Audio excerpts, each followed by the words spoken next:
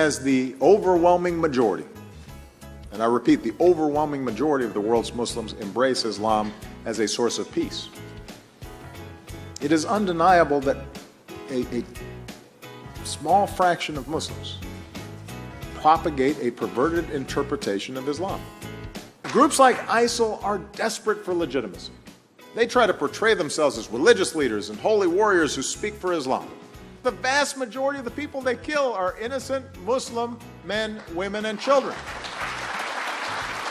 So the best way for us to fight terrorism is to deny these organizations legitimacy and to show that here in the United States of America, we do not suppress Islam. We celebrate and lift up the success of Muslim Americans.